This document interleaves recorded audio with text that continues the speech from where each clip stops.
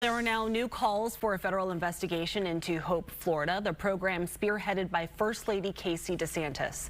Two members of Congress now say the Inspector General of the Department of Health and Human Services should look into how $10 million in Medicaid funds went to political action committees fighting for the governor's political goals.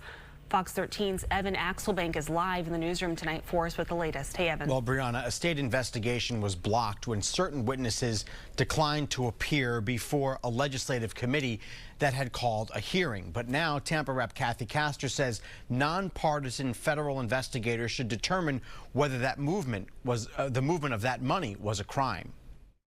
The governor and First Lady visited Brandon this week and highlighted anecdotal stories of the good Hope, Florida has done. Many of the young adults that I serve are facing immediate needs, a need for stable housing, a job, and a need for direction. But State House members are still smarting over the lack of proof that the program can offer about the claim that 30,000 people have been weaned off public assistance.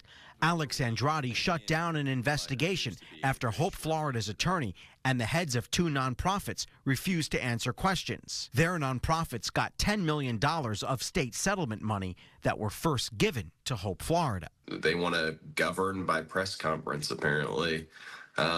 There's no documentation backing up anything they're claiming. Congresswoman Kathy Castor is calling for a federal investigation.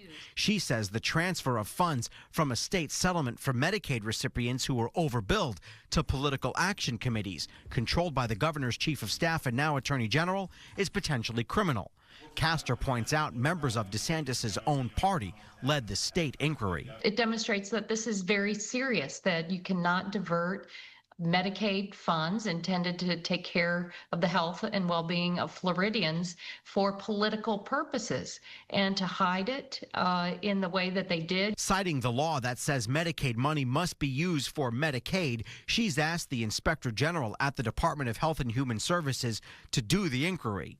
She sees no reason Republicans in Washington, given their eagerness to find government waste, wouldn't investigate Hope, Florida. Everyone is talking about how government can be more efficient and how we safeguard these scarce public dollars.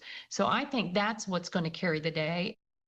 The governor and First Lady have said the attacks on Hope, Florida are political because House members are against a potential DeSantis campaign to succeed her husband. They say Hope, Florida will continue operating under the Department of Children and Families after state lawmakers declined to honor the governor's push to enshrine the program in state law.